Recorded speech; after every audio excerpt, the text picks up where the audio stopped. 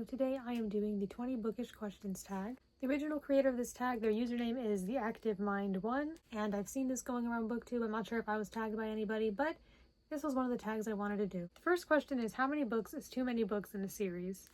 Well, there are some series that are like not episodic, and then there are the ones that are episodic. I don't remember what the other word is. And if it's a series like Diary of a Wimpy Kid, then it can go on for a long time, or something like Goosebumps, but that's a little different because that's more of just a bunch of little stories that aren't really connected. Well, kinda, but they're all their own thing. So I'm not really talking about those because those are their own thing.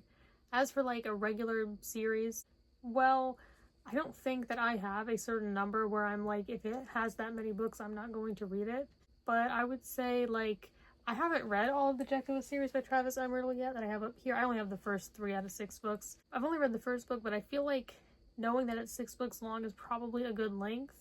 But it also just depends on the series. Like, if I really enjoy it, I won't mind there being another book if I feel that it was necessary and added to the story, or if it was just added to make more money or just because. So for me, I feel like it's more about the quality of the series rather than how many books are in it. But yeah, I will say if it's like a 10-book series, I may be a bit intimidated by it. So I think 6 is probably a good number, but if it has more than that, I may still read it. I don't have a rule that I'm not going to, but I think 6 is a good number. The second question is, how do you feel about cliffhangers? I think they can be a great way to get readers to keep reading the next chapter or the next book. I think I'd rather it not be at the end of a book. I mean, maybe if the next book in the series is already out and I can easily access it, like if I already own it. I don't hate them. I don't think I love when a story ends and the ending is kind of up for interpretation. I think I like to have closure, but I understand having some mysteries. But I guess I wouldn't like it if the book is all about solving a certain mystery or problem and then that just doesn't happen. I don't think I'd like that very much, but I'm not totally against cliffhangers. I think it depends on how they're used. So I guess I kind of like them, but maybe not if they're used excessively. Question 3 is hardcover or paperback? I guess I ultimately prefer hardcovers in terms of how they look and feel. Question 4 is favorite book. This Song Is Not For You by Laura Nowlin. Question 5 is favorite author. I think maybe Judy Blume, but that's kind of hard to answer because a lot of her books I read a few years ago when I was younger, and I'm sure I'd still enjoy them today. Some of them I definitely want to reread, but I think that there may come an author. They could end up becoming my favorite author. But for now, if I have to pick just one, I guess I'll say Judy Blume. That could change though. I don't feel like it will always be her and could never be anyone else, but I think she will always be special and important to me. Question 6, ideal book length. In answering this question, I feel similarly to how I did answering about how many books is too many in a series. I think it depends on how much I'm enjoying the book and how interesting it is rather than how long it is. I have read books that were 300 pages or less that I thought were really boring, and I've read books that were over 600 pages that I thought were really good. It really depends, but as for my ideal length, I mean, I read a lot of short books. I read long books too sometimes, though. Maybe 300 pages is a good amount. It really depends. Question 7, most recent book you just couldn't finish. I think the last book I DNF'd was You Are Here, Connecting Flights. That was a book that had like one story. I think it was one story per chapter, but they were all connected in a way by a bunch of different authors. Ellen O is credited as like the main author when Goodreads just has to put like one there. I believe she was the editor, but she might have also written one of the stories. That book I tried reading a few months ago, and I think I read the first chapter and then did not pick it up again for quite some time, maybe like a few days or a week, and it just felt like a struggle to pick it up again. And then when I finally did try to continue reading it, it just felt difficult. I guess I was just not into it, which is unfortunate because it kind of seemed like it was about something important, but I'm sure plenty of books are about something important, but they're not written in a way that I will really like or connect with. So I was like, I'm just forcing myself to read this, so I just stopped. So I'm not saying it's a bad or uninteresting book, just it was not working for me at the time. Question 8, book you're currently reading. The main book I'm currently reading is Beyond Me by Annie Donworth Chikamatsu, which is this middle grade novel in verse about the Japanese earthquakes and tsunami in 2011. I've recently checked out a lot of novels in verse from my library, and this is one of them. And then I also am reading one of the Who Was books, Who Was Isaac Newton. This one is by Janet B. Pascal, I believe.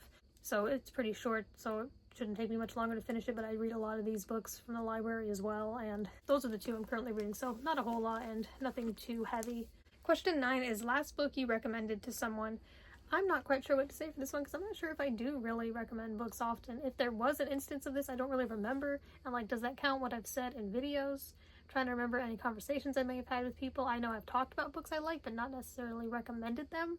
And a lot of times with me, with recommending, it's sort of just, I recommend this if you're in this situation. I mean, some books I think anyone could benefit from, but I don't want to like force it on people because I know not everyone's going to be into what I'm into. Well, this isn't necessarily the last book I recommended, but to give an answer to this, I'll just say at the time of recording, this is the last book review that I did, and that was for Words with Wings by Nikki Grimes. Question 10 is newest book you've read based on publication date. That would be Bottom of the Pyramid by Nia Su. That was published in November of 2025. Question 11 is oldest book you've read by publication date. I think that would be The Little Mermaid. That was originally published in 1837, and I read that last year on my phone, so quite a different way to read it than it was originally read, but it was an interesting reading experience. I made a video about it. Question 12 is plays or short stories. I don't have a lot of experience with reading either. I think I'd like to read more plays because I think those probably aren't super hard to read because they're probably just a lot of dialogue and not a whole lot of other stuff like describing stuff. So I guess I'm gonna say plays for this, but I haven't really read many. I'm not sure if I've ever read a play in full. If you have any recommendations for any plays, let me know. Question 13 is buying or borrowing books. I mean, buying them is nice, but borrowing them is different too because you still get that dopamine from getting the books, but you're not actually spending anything, and it's nice to have them and then return them. That helps with clutter. You don't gotta worry about where you're gonna put them or where you're gonna have room for them. And I feel good about supporting the library. I mean, supporting a bookstore is good too, but I guess I'll say borrowing. It just kind of feels better. Question 14, book you dislike that everyone else seems to love. World War Z. Question 15, bookmarks or dog ears. I currently don't use either, but I do prefer bookmarks. Question 16, book you can always reread. Maybe some of Judy Blume's middle grade / young adult novels. Some of those I have read more than once, and I could definitely see myself going back to them. But as for a specific book, I don't think I have one in mind. I've only read my favorite book once. I read it for the first time last year. I don't know if I'll reread that super often. I want to read it again at least once. Not sure when that will happen, but those are some books that come to mind. Question 17, can you read while hearing music? If it's like my own music that I've got playing, especially with headphones involved, no, I would rather not do that. But if it's like I'm somewhere and there happens to be music playing, especially if it's like somewhere in public, then maybe I can deal with that. I prefer not to, but I want to be able to read in different situations and places, even if there's noise going on. Question 18, one POV or multiple POVs? I think multiple POVs can be really interesting. At the same time, one POV I think helps you get to really spend a lot of time with and get to know a character. So while I like both, I think I will say one POV. It feels a little more personal, but multiple POVs can definitely be fun too. Sometimes when there are a lot, it can be a little too much, but I don't feel like I've experienced that much, but I do think I like spending a lot of time with one character, one narrator. Question 19, do you read a book in one sitting or over multiple days? I definitely am the kind to read a book over multiple days. As for how many days, weeks, or even months it takes, depends on the book and other things. But yeah, I don't read books in one sitting. I can read them quite slowly. The only books I'll read in one sitting are like children's picture books. Other than that, I take my time. And then the 20th question is just the obligatory tag people, so I am saying my seemingly obligatory answer, which is anyone who sees this and wants to do it. And thank you for watching.